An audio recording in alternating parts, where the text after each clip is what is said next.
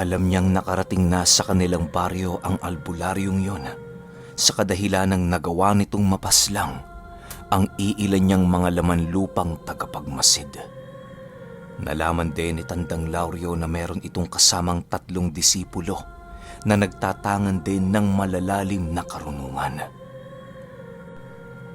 Upang makasigurong totoo ang kanyang mga naramdaman, napagpasyahan niyang dumaan sa tahanan ni Maestro Pedrito. Pagdating niya sa lugar na yon, bumungad sa kanya ang 3 kalalakihan na nagpapausok ng insenso sa buong paligid.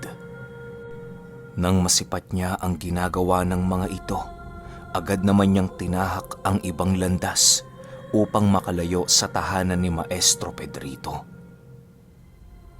Sa pagsapit ng gabi noong mismong araw, muli na naman siyang bumisita sa tahanan ng 3 lalaki. Ipinagbigay alam niya ang lahat ng kanyang mga nakita nang sa gayoy walang mapahamak sa kanilang uri. Mga kaibigan, ikalat niyo ang balitang ito sa lahat ng kalahi ng 15 kapunan. Nais kong iwasan nila ang baryong ito hanggat narito pa ang albularyong kaibigan ni Maestro Pedrito. Sabihin niyo din sa kanilang mga pinuno na magkakaroon kami ng pangalawang pagpupulong sa huling Biyernes ng buwang ito. Wika ni Tandang Lauryo. Sige ho, Tandang Lauryo. Makakarating ho ang lahat ng inyong mensahe. Sagot naman ng isang lalaki. Kasabay ng pagwika nito ay ang mabilis na namang pag-alis ng 3 para maikalat ang mensaheng kanilang nakuha. Nang tuluyan ng maglaho sa kinaroroonan ni Tandang Lauryo ang kanyang mga mensahero, dali-dali din naman siyang bumalik sa kanyang tahanan. Halos hindi niya nagawa noong makatulog sa kadahilan ng patuloy na sumasagi sa isipan niya ang presensya ng albularyong kaibigan ni Maestro Pedrito. Lauryo, bakit ka nag-aalinlangan? Wala ka bang kakayahan para labanan ang nilalang na yan? Wika ng kapre. Hindi lakas ng loob ang sukatan ng pakikipaglaban. Hindi dahil malalim ang aral ko, kaya ko na ang lahat. Hindi mo ba naramdaman ang presensya ng isang dibinong bumalot sa baryong ito? Ibang-iba ang sitwasyon natin ngayon, Panginoon, sapagkat dibinong albularyo na ang ating makakaharap. Maaaring ikamatay ko ito kung hindi ako mag-iingat. Sagot naman ni Tandang Lauryo. Dagdag pa niya na magmula noong pinasok niya ang larangan ng panggagamot, tanging yun lamang ang nag-iisang albularyo na kanyang tiningala. Kahit kuro-kuro lang noon ang nasasagap niyang balita tungkol sa taong yon, hindi niya pa rin maiwasang mamangha sa kakayahan nito. Huwag kang mabahala, Lauryo. Makakaya mo yan. Magtiwala ka lang sa kakayahan ko. Sagot ng kapre habang dahan-dahan itong naglalaho sa kanyang isipan. Sa pagsapit ng umaga, maaga pa namang inutusan si Tandang Lauryo ng kanyang asawa na bumili ng karne sa merkado. Kahit may iniiwasan siya noong tao sa kanilang baryo, wala naman siyang nagawa kung hindi ang sumunod sa utos nito. Habang siya ay naglalakad, panay naman ang ginagawa niyang pagmasid sa paligid upang makiramdam. Ilang minuto pa ang lumipas, tuluyan naman niyang narating ang merkado. Di pa man siya nakakapasok sa lugar na yon, biglang naantala ang kanyang paglalakad nang masipat niya ang 3 disipulo ng albularyo. Nakabantay ito sa labas ng merkado at para bang merong hinihintay. Upang hindi mapagdudahan noon si Tandang Lauryo, ninais niyang maglakad ng normal kagaya ng ibang mga ordinaryong tao. Paglagpas niya sa mga ito, agad naman itong napatingin sa kanya ng napakaseryoso. Sandali lang ho, Ginoo. Taga saan ho kayo? Tanong ng isa sa mga disipulo ng albularyo. Nang marinig ito ni Tandang Lauryo, pinilit niyang maging mahinahon sa ganong sitwasyon.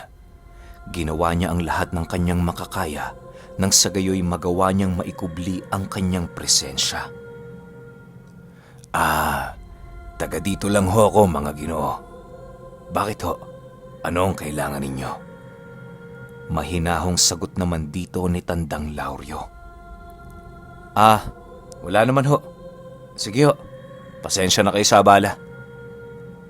Matapos makapagsalita nito, agad din namang naglakad si Tandang Lauryo papasok sa merkado. Sa pagpapatuloy ng kanyang paglalakad, napansin niyang hindi inaalis ng mga ito ang kanilang paningin sa kanyang kinaroroonan. Hinayaan lang naman ni Tandang Lauryo ang bagay na yon upang magawa niyang makalabas sa lugar ng walang kahit na anong kinakaharap na sigalot. Ilang minuto pa ang lumipas, bigla namang naantala ang kanyang paglalakad nang masipat niya ang maestro ng mga albularyong yon na abala sa pamimili ng mga isda. Sa pagpapatuloy ng kanyang pagtitig, bigla namang napaatras si Tandang Lauryo nang maramdaman niyang dahan-dahan din itong tumitingin sa kanya. Nang masilayan siya nito, agad din namang napakunot ang noo ng albularyo habang dahan-dahang lumalapit sa kanyang kinaroroonan.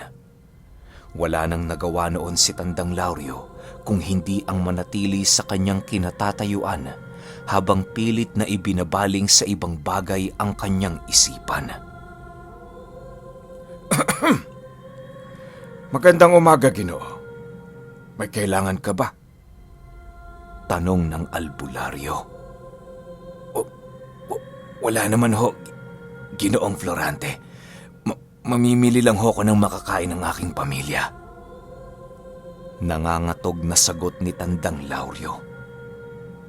Nang marinig ito ng albularyo, agad din naman itong nagulat dahil sa hindi nito inaasahan na alam pala ni Tandang Lauryo ang pangalan niya. Sa pagpapatuloy na pag-uusap nilang dalawa, doon na naramdaman ni Tandang Lauryo ang dahan-dahang pagpasok ng presensya nito sa kanyang katawan. Subalit, kahit saang mangdako maghanap ang albularyo, hindi niya pa rin nagagawang matunton ang kinaroroonan ng tunay na presensya ni Tandang Lauryo.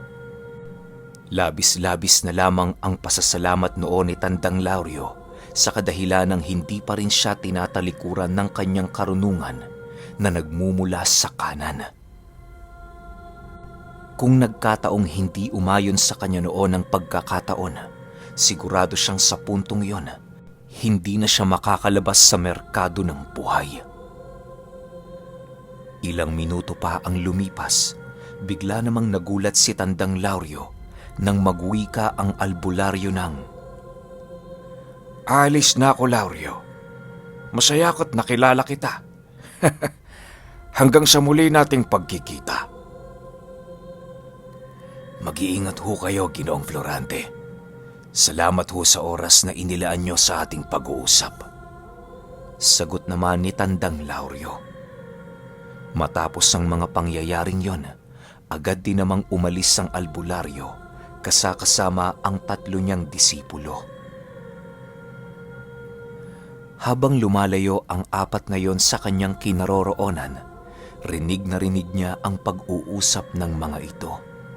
Alam niyang siya ang paksa ng kanilang pag-uusap, kung kaya't hindi mapigilang mabahala ni Tandang Lauryo.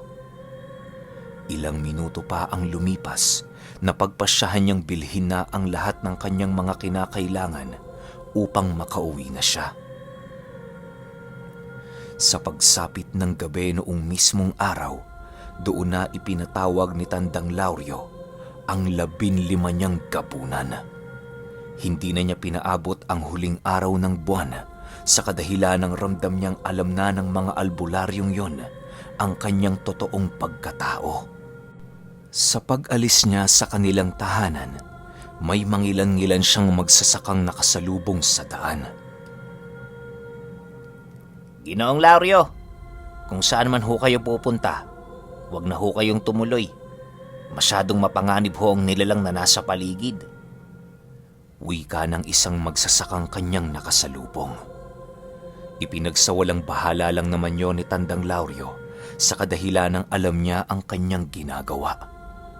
Ngunit lingid sa kanyang kaalaman na ang mga magsasakang kanyang nakasalubong ay isa din palang tagasunod ni Maestro Florante. Binigyan siya nito ng babala nang sa gayoy magawa niyang maiwasan ang namumuong panganib na daladala ng mga albularyong dayo.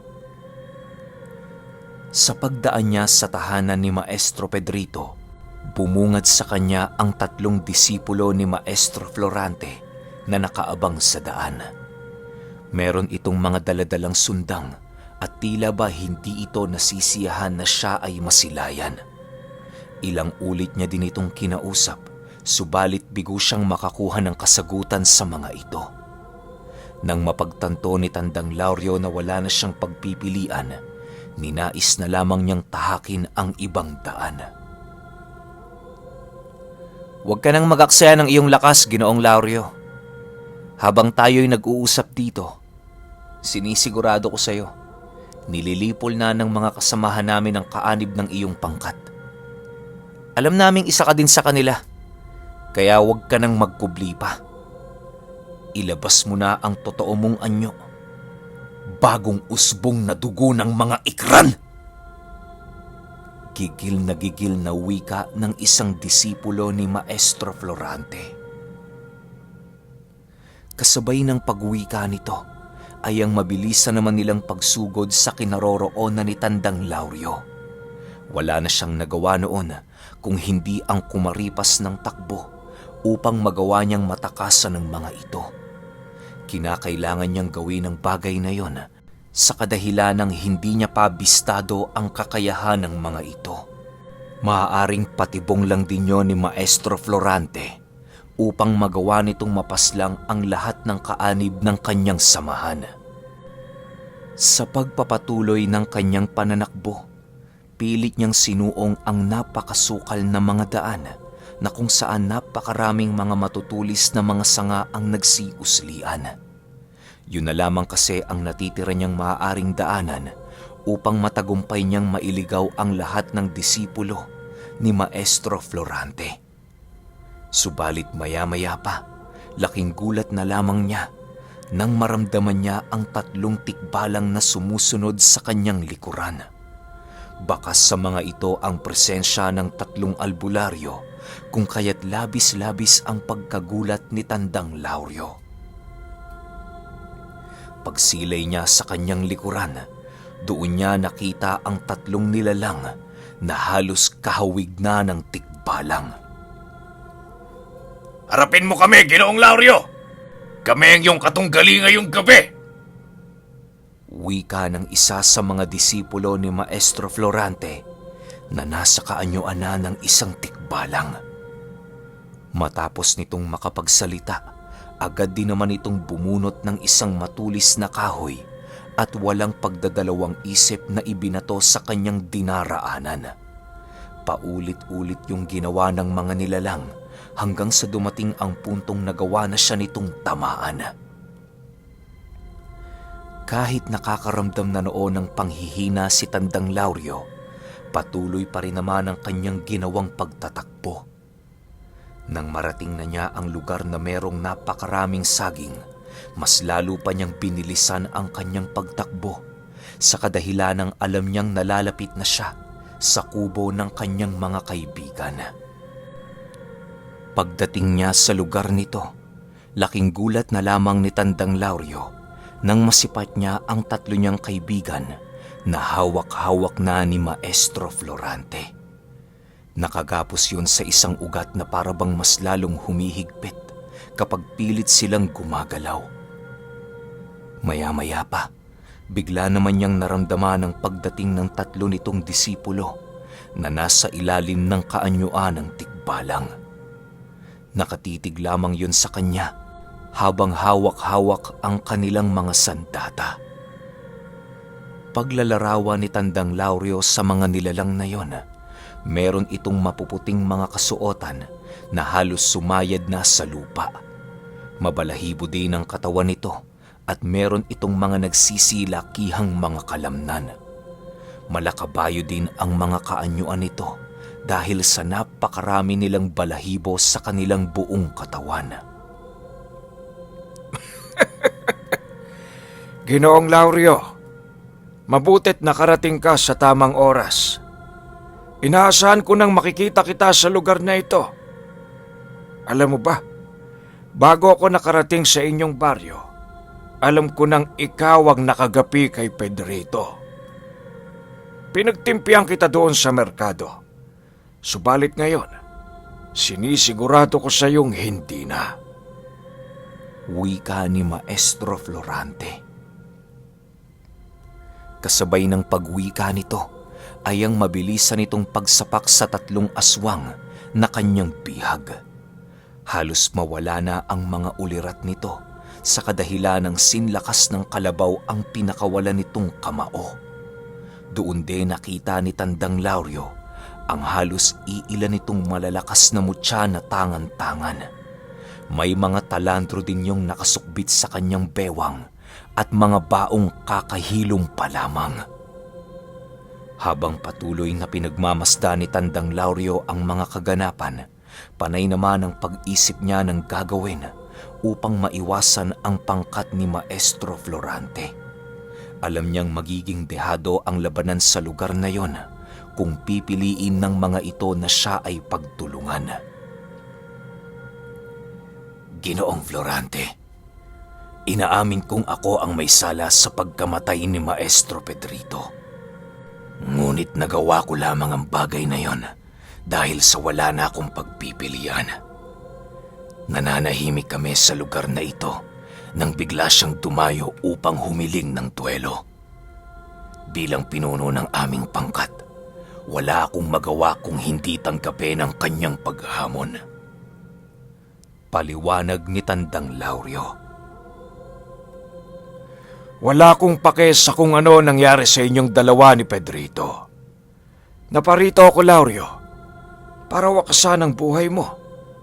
Alam kong ikaw ang pinagkalooban ng dugo ng mga ikran, kung kaya't hindi mo na kailangan pang magpatuloy sa mundong ito. Napakasama ng dugong nananalaytay sa iyo, kaya kinakailangan itong wakasan sa lalong madaling panahon. Sagot naman ni Maestro Florante. Kasabay ng pagwika nito ay ang mabilisan naman itong pagbato ng tigalpo na siya din namang agad na bumalot sa kanyang buong katawan. Sa puntong yon, kahit nais mang sumigaw at gumalaw ni Tandang Lauryo, tila ba hindi ito nagagawang sundin ng kanyang katawan. Nang masipat yon ng 3 tikbalang sa kanyang likuran, dahan-dahan naman siya nitong nilapitan. Panay pa ang ginagawa nitong pagkumpas ng kanilang mga sandata na siyang labis na nagbigay ng takot sa kanyang buong kaluluwa. Habang hinihintay ang kanyang kamatayan, panay naman ang pag-isip ni Tandang Lauryo ng mga paraan upang matakasan ang tigalpo. Paulit-ulit din noong sumasagi sa kanyang isipan ang kanyang mag-ina at sa mga maaaring maganap kapag nagawa siyang mapaslang noong mismong gabi. Lauryo, huwag kang mag-alala. Ako ang bahala. Hindi ko maaaring pahintulutan ang nais niyang gawin dahil marami pang mga misyon ang nakabinbin sa iyong mga balikat. Kung nais mong magtagumpay, makipagtulungan ka sa akin. Wika ng kapre. Matapos itong marinig ni Tandang Lauryo, agad naman siyang sumang-ayon sa nais ng Panginoong kanyang pinaglilingkuran. Kisap mata lamang noon ang pagitan nang biglang masipat nila Maestro Florante ang dahan-dahang pag-iba ng kanyang kaanyuan. Imbis na mabahala ang mga ito, Tila ba mas lalo silang nasisiyahan sa ginagawa ni Tandang Lauryo. Maya-maya pa, bigla namang bumaluktot ang kanyang likod.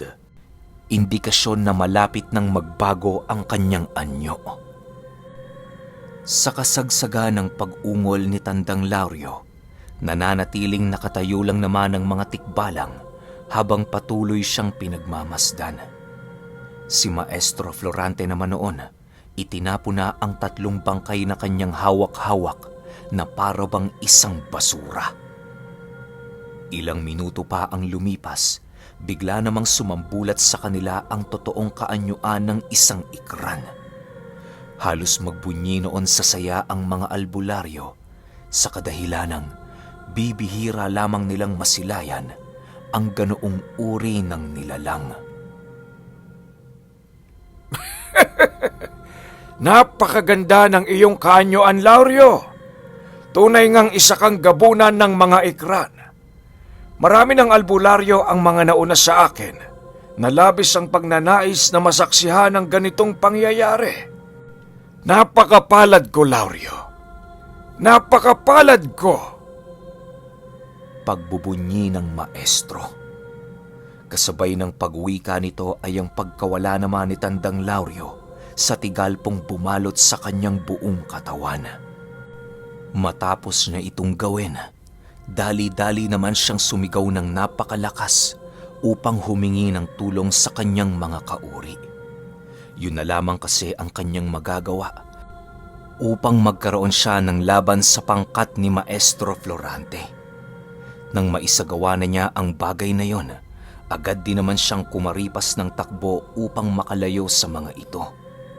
Kinakailangan niyang magkaroon ng sapat na oras upang magawa siyang madatnang buhay ng 15 gabunang kanyang tinawag. Ngunit, hindi pa man siya nakakalayo sa kinaroroonan nila Maestro Florante, bigla na lamang siyang natigilan nang maramdaman niya ang paglapit nito ng napakabilis sa kanyang kinaroroonan. Kasabay ng paglitaw ng albularyo sa kanyang harapan, ay ang mabilisan nitong pagbitaw ng isang napakalakas na sapak sa kanyang pagmumuka. Matapos itong tumama sa kanya, agad din naman siyang tumilapo ng napakalayo sa kinaroroonan ni Maestro Florante. Kung hindi pa siya noon nasalo ng isang puno, malamang sa malamang sa talahiban siya noon pupulutin. Matapos ang mga pangyayari, ay halos hindi magawang makagalaw ni Tandang Lauryo sa lugar na kanyang kinalagpakan. Dahan-dahan naman noong lumapit sa kanya ang albularyo habang nagwiwika ng, Lauryo, kahit saang dako ka tumingin at humingi ng tulong, walang makakatulong sa'yo. Hindi ako babansaga na mamamatay ng demonyo kung isa kong mahinang nilalang kagaya mo. Kung tutusin, kayang-kaya ka na ng aking mga disipulo sa pisikal man o espiritual na labanan. Nakikita mo itong kaliwang braso ko? Dito nanananahan ang mutya ng kampanang minana ko pa sa aking maestro. Kapag sinapak kita gamit to, sinisigurado ko sa iyong impyerno ang susunod mong kalalagpakan.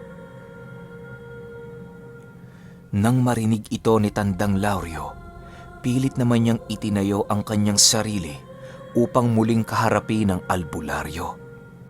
Napagpasyahan na niya noong kalabanin na ito sa kadahilan ng alam niya sa kanyang sarili na wala na siyang pagpipilian. Pilitin niya mang tumakas doon. Sigurado siyang hindi niya ito makakayang gawin.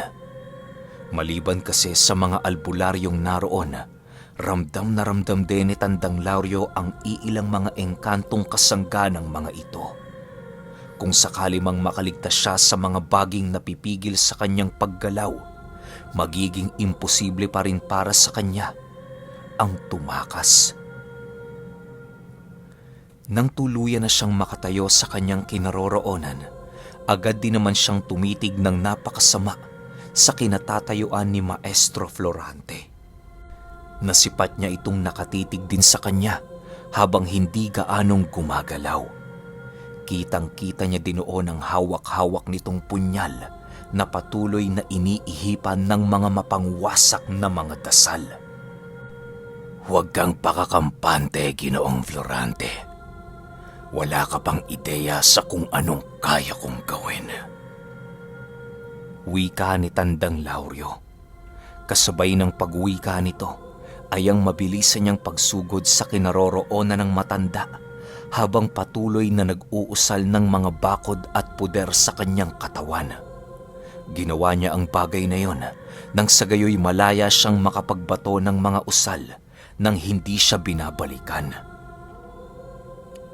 Sa pagpapatuloy ng kanyang pagsugod, panay naman ang ginagawa niyang pagpapalipad hangin ng mga sumpa sa buong paligid. Nang tuluyan na siyang makalapit sa kinaroroonan ni Maestro Florante, agad naman niya itong sinunggaba ng buong lakas.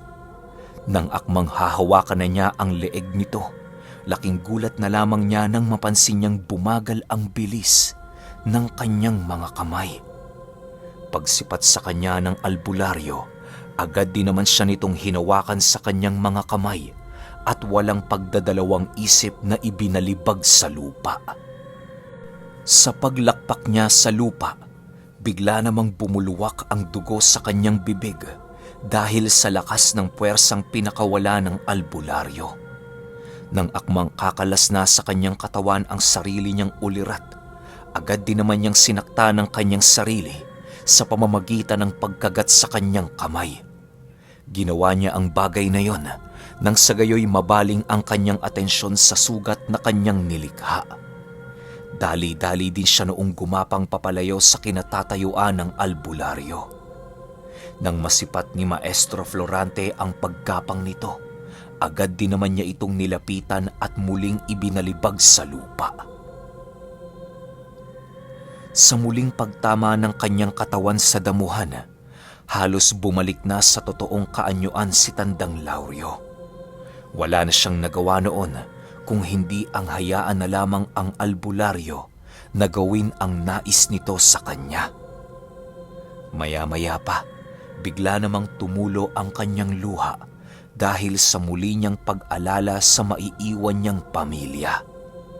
Sa isip kasi noon ni Tandang Lauryo, yun na ang magiging katapusan ng kanyang buhay. Lauryo, pakisabi sa demonyong gumagabay sa iyo. Hihintayin ko ang paghihiganti niya sa akin.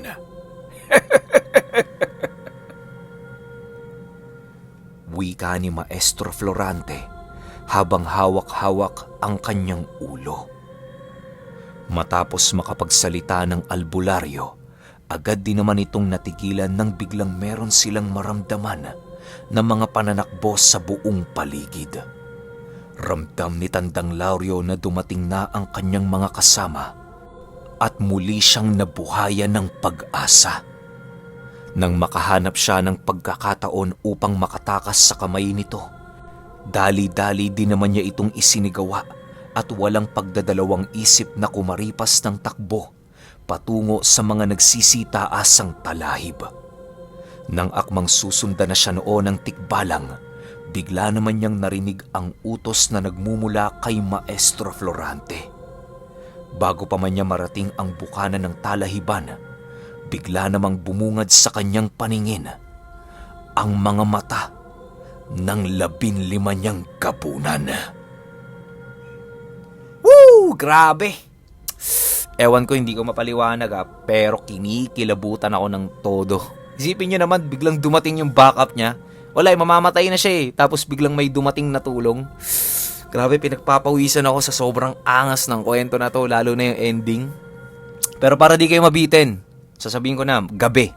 Gabi yung episode 8 natin kasi may gagawin pa ako ngayon, kaya di ko siya maharap. Yung 8-9, asahan nyo na yun mamayang gabi. Yun lang. Salamat.